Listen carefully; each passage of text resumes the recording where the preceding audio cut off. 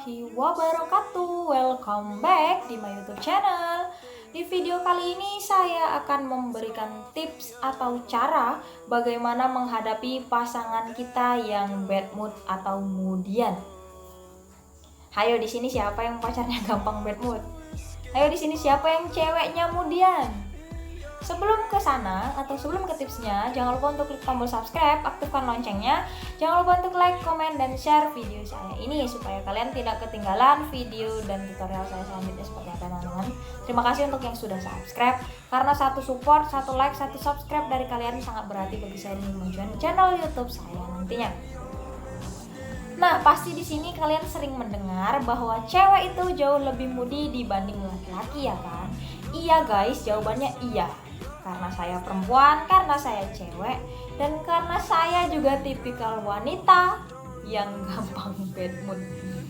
Tapi tidak menutup kemungkinan bahwa pasangan kalian yang sedang bad mood itu sedang mengalami hari yang buruk, hati yang kacau, pemikiran yang ruwet gak jelas, dan bisa jadi juga karena ulah kalian sendirilah yang bikin pasangan kalian jadi bad mood. Emang gak enak punya pasangan yang gampang bad mood, ya kan? Nah, gimana caranya supaya pasangan kalian itu tidak bad mood lagi, dan supaya pasangan kalian selalu ceria, dan supaya moodnya itu tidak berlarut-larut atau bad moodnya itu menular ke kalian? Kalian cukup terapkan 6 tips dari saya. Kalian cukup tonton video saya ini sampai selesai. Jangan di skip ya. Karena apa? Jadilah kuat untuk segala hal yang bisa membuatmu patah. Oke, kita langsung saja ke tips atau cara yang pertama, yaitu kalian harus mendengarkan keluh kesahnya atau mendengarkan keluhannya. Sebenarnya sama aja. Nggak hanya cewek, cowok juga ingin didengarkan keluhannya ketika sedang bad mood, ya teman-teman. Entah masalah apapun itu, setidaknya kita mampu membagi waktu gitu. Nah, saat pacar kita, saya cewek nih, pacar kita bad mood, setidaknya saya mampu meluangkan waktu untuk hadir, bertemu secara langsung, bertatap muka secara langsung untuk menanyakan kenapa dia seperti ini, seperti itu. Nah, sebaliknya kalau pacar kalian, cewek kalian marah, setidaknya kalian mampu meluangkan waktu untuk bertemu secara langsung supaya komunikasinya jauh lebih baik, ya kan? Tapi ya teman-teman, di sini yang kita perlukan hanya keluangan waktu untuk mendengarkan masalah pasangan kita itu seperti apa. Kalian hanya cukup hadirnya kalian atau datangnya kalian untuk mendengarkan masalahnya itu lebih dari cukup. Kalian tidak perlu menghakimi, tidak perlu ngebacotin, dan tidak perlu memberi saran. Karena orang yang sedang bad mood itu tidak butuh saran kalian. Saya pribadi, saya juga tipikal orang yang tidak suka diberi saran ketika saya sedang bad mood. Yang ada saya tambah marah-marah nggak jelas, ya kan? Ya, setidaknya waktu di sini sangat penting, ya teman-teman. Kenapa saya tekankan waktu sangat penting? Karena semua orang punya jam, tapi tidak semua orang punya waktu, ya kan? Karena yang datang memberikan waktu tidak sama dengan yang meluangkan waktunya untuk datang. Oke? Ngerti kan maksudnya apa? Untuk tips yang kedua, yaitu kalian harus memberikan ruang tersendiri. Dalam artian, ya dia butuh ruang untuk untuk menetralkan dirinya sendiri atau mensunyikan dirinya itu di dalam ruangan tersebut itu seperti apa. Saya juga tipikal orang yang suka menyendiri ketika sedang bad mood, entah itu di kamar, entah itu dimanapun berada. Setidaknya di tempat yang sunyi, sepi, dan masih terjangkau ya tempatnya, teman-teman. Bukan berarti sepi tanda kutip ya, bukan yang kayak gitu kok. Tapi setidaknya di sini kan kalian harus paham bahwa pasangan kalian yang sering memberikan kode seperti ini.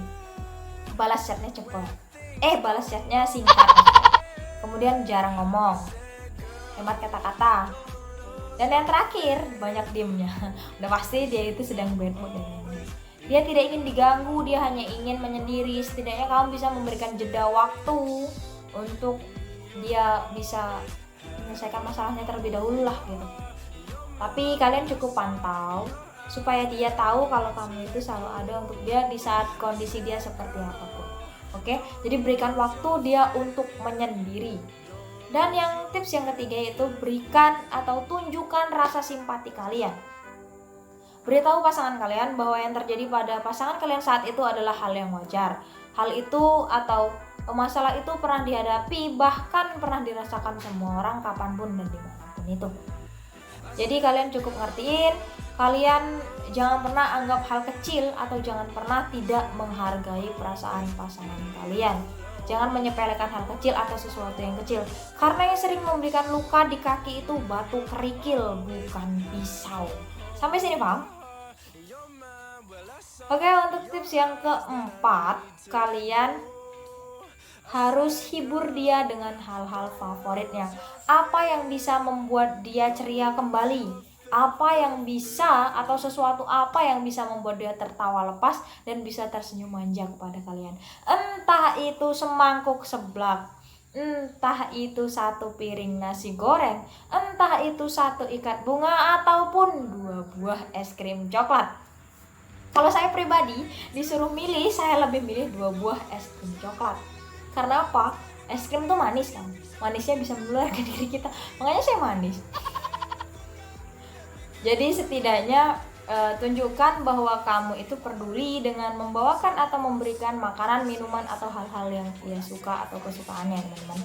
Terkadang tindakan bisa memberi dampak lebih besar dibanding sekedar kata-kata, ya kan? Oke, untuk tips yang kelima yaitu kalian harus mendorong dia untuk menyelesaikan masalahnya. Memang ada beberapa orang yang ingin menyelesaikan masalahnya sendiri, dan saya kembali lagi ke diri saya sendiri. Saya tipikal orang yang jika ada satu masalah besar ataupun saya menganggap semua masalah itu besar ya teman. Satu masalah besar itu saya memang belum mampu menyelesaikannya sendiri, tapi saya berusaha untuk tidak mengumbar, tidak bercerita ke siapapun panjang lebar. Saya berusaha untuk menyelesaikan masalah saya itu sendiri. Meskipun saya tahu itu sulit, lama, dan tidak mudah, setidaknya saya selalu berusaha dan berdoa untuk mengambil solusi dan menyelesaikan masalah saya secara bijak dan secara dewasa. Itu saya juga tipe orang seperti itu. Tapi ada beberapa masalah yang memang harus kita ceritakan ke orang lain atau ke pacar kalian. Jika kalian percaya bahwa menceritakan masalah itu ke pacar kalian mampu memberikan solusi yang terbaik, why not? Kenapa tidak gitu ya kan? Setidaknya bersifat terbuka juga lebih baik. Karena pasangan kalian juga harus belajar untuk menyelesaikan masalahnya sendiri tanpa membebankan, tanpa merepotkan orang lain. Zaman sekarang susah nyari orang yang gampang dipercaya. Kebanyakan orang yang kalau kita ceritain itu ya ngomong ke orang lain lagi seperti itu. Karena zaman sekarang tuh apa ya ngomongnya, kepercayaan hanya dianggap hal kecil, ya kan? Tidak semua orang mampu dipercaya. Bahkan sebagian dari kita lah saya katakannya, sebagian dari kita itu hanya ingin tahu tanpa peduli. Ya dia cuma pengen tahu tapi nggak pernah peduli dengan kita. Oh dia hanya sekedar kepo guys, nah, seperti itu. Kebanyakan seperti itu ya kan. Jadi setidaknya kalian harus mendorong pacar kalian untuk menyelesaikan masalahnya itu seperti itu. Oke, dan untuk tips yang terakhir atau yang keenam yaitu jangan diambil hati. Ini yang paling penting, ini yang kerap terjadi. Kenapa saya katakan paling penting? Ketika pacar kalian sedang bad mood, mungkin ada dia mengatakan kata-kata kasar, kata-kata kotor, ataupun kata-kata yang bisa melukai dan menyakiti perasaan kalian. Tapi kalian ingat ya teman-teman, itu yang berbicara emosinya bukan hatinya.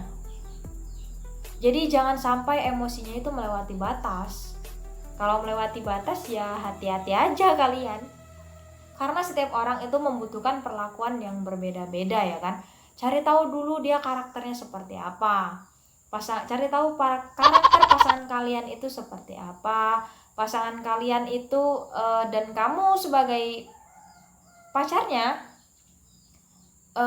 apa ya namanya, terapkan atau cari cara menghilangkan bad moodnya yang paling cocok itu seperti apa. Ya hitung-hitung pahala kalian bertambah kok. Iya, karena kalian banyak bersabar ngadapin cewek yang sedang bad mood atau pasangan kalian yang sedang bad mood. Tapi nggak apa-apa teman-teman, Tidak akan ada yang bisa mengalahkan kesabaran jika niat selalu ada di dalam hati kalian. Apalagi untuk kalian yang sering selalu berusaha tapi pacar kalian selalu bad mood, nggak pernah, ya seperti tanda kutip lah ya kan. Jadi kalian teruslah berusaha. Kenapa saya katakan seperti itu? Setidaknya kalian sudah berani memperjuangkan apa yang seharusnya tidak kalian perjuangkan, ya kan. Oke, itu 6 tips dari saya. Semoga pacar kalian baik-baik saja. Semoga yang sedang bad mood segera membaik. Untuk teman-teman yang sedang menjalin hubungan yang sudah bertahun-tahun, saya doakan semoga makin langgeng. Untuk yang sudah ingin menuju ke jenjang yang lebih serius lagi, saya doakan tidak ada halangan, lancar saja sampai hari yang sudah kalian tentukan, ya kan. Untuk yang jomblo semoga dapat pacar, amin. Terima kasih yang selalu nonton video saya. Jangan lupa untuk tinggalkan komentar di kolom komentar. Jangan lupa untuk terus tonton video saya, teman-teman. Terima kasih, sampai jumpa di video saya selanjutnya. Assalamualaikum warahmatullahi wabarakatuh.